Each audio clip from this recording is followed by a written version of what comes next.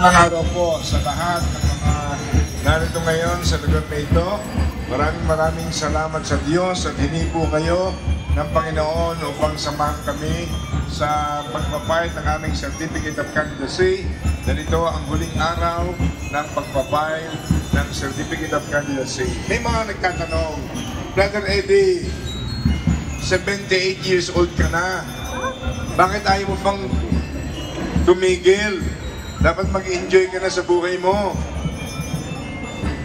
Alam po ninyo, kayo at ako ay nangangarap.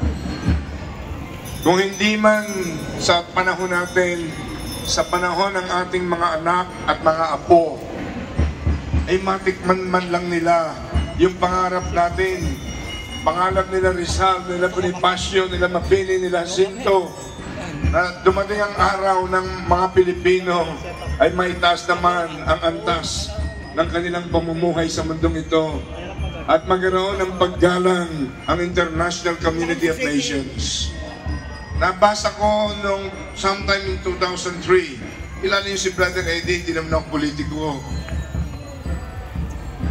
Wala akong ambisyon ni katiting na maging politiko. Pero yung pagmamahal sa bayan sa Diyos, hindi po pwedeng magmahal ka sa Diyos nang hindi mo minamahal ang iyong bayan. Hindi ako naniniwala na may mga taong sinasabing mahal nila ang Diyos pero wala silang pagmamahal sa bayan. Pasensya na po kayo, kasinungalingan po sa akin yan. Kapag natutuhan mong mahalin ang Diyos na lumikha ng langit at lupa, lumalang sa iyo, kailangan automatic mamahalin mo ang kapwa mo, mamahalin mo ang bayan mo. Minsan lang tayong mabuhay sa mundong ito.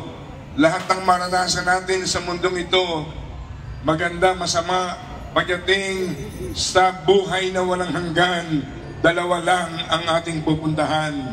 Yung buhay na walang hanggan sa piling ng Diyos, na lumikha ng langit at lupa, o kaya buhay na walang hanggan sa piling ni Satanas sa dagat-dagatang apoy ng impyerno. Pero mahalaga sa buhay natin sa mundong ito, gawin natin kung ano ang tama. So surgating ko na ho, baka matukso kung para ako nagpi-privilege speech sa Kongreso. Dahil naghihintay na po sa atin yung Comelec. Para lang maunawaan ninyo, bakit ayoko pang tumigil? Marami na nagpapatigil sa akin. Mga anak ko, nakikiusap. Daddy, nakapag-boundary ka na sa buhay mo ng ilang beses. Ano pa ang kailangan mo?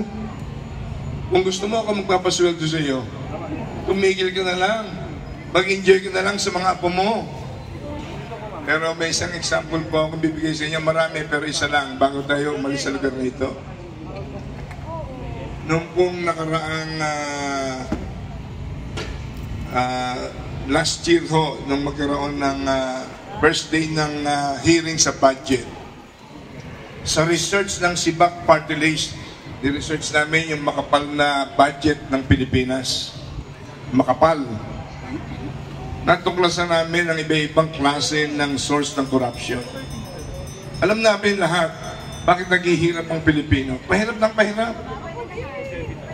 Alam natin lahat, ang isang major reason na yung corruption.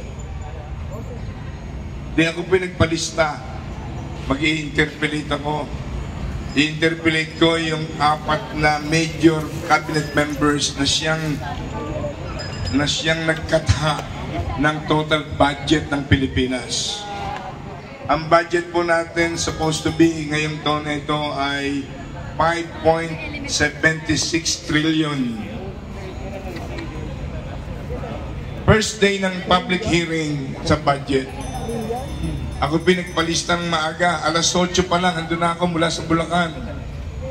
Isa ako sa mga unang dapat tawagin para mag-interpellate o magtanong. Ako po'y hinuli. Imbis na sa umaga ako makapag-interpolate, yung pangalan ko po, inilipat sa huli hanggang alas 4 ng hapon. Sabi ng iba sa akin, ang gusto ng iba, mapagod ka na, mainip ka na, at umuwi ka na sa Bulacan. Ako pinagtiis sa loob ng Kongreso. hanggang alas 4 ng hapon. At nang magtanong po ako, sabi ko po, yung interpretin po yung apat na cabinet members na ginagalang ko naman silang lahat, pero silang interpretin sa araw na yan. Si Finance Secretary, kung mapagitan pangalan, pero kaibigan ko naman yan. Finance Secretary noon, Budget Secretary, Governor ng Bangko Sentral ng Pilipinas, at saka NEDA Secretary. Ang unang tanong ko, pinakita ko sa screen, natuklasan namin sa SIBAC Party List. Meron palang 1 billion plus a day. 1 billion plus a day na ina-allocate ang gobyerno tungkol sa flood control ng ating bansa. Sa isang departamento lang yun. Hindi ko na mabanggitin yung departamento. 1 billion a day. Ang ibig sabihin ng 1 billion a day, 1,000 million a day. Wala pang 5 minutes. Winawarningan ako. Yung ilaw na kulay berde.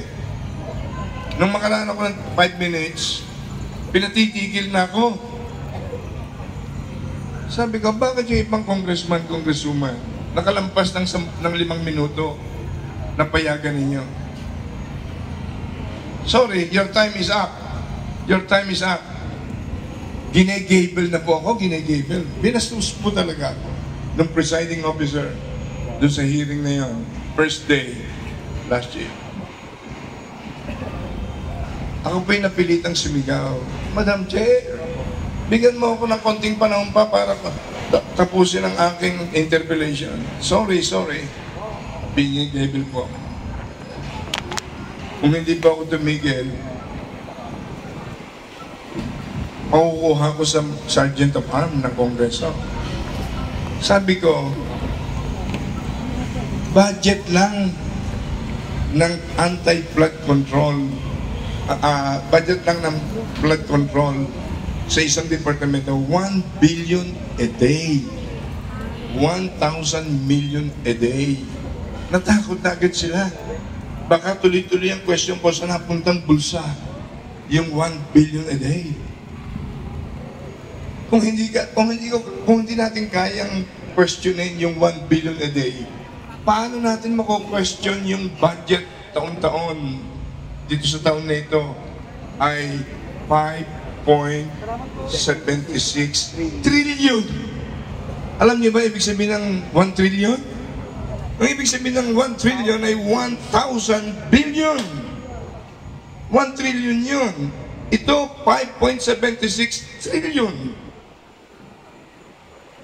How can I scrutinize and question our government? Naghihirap si Juan de la Cruz, pahirap ng pahirap. May ayuda ang gobyerno. Yung mga tao naman, sarap ng ayuda, okay na. Sa mga senior, 3,000 every 3 months.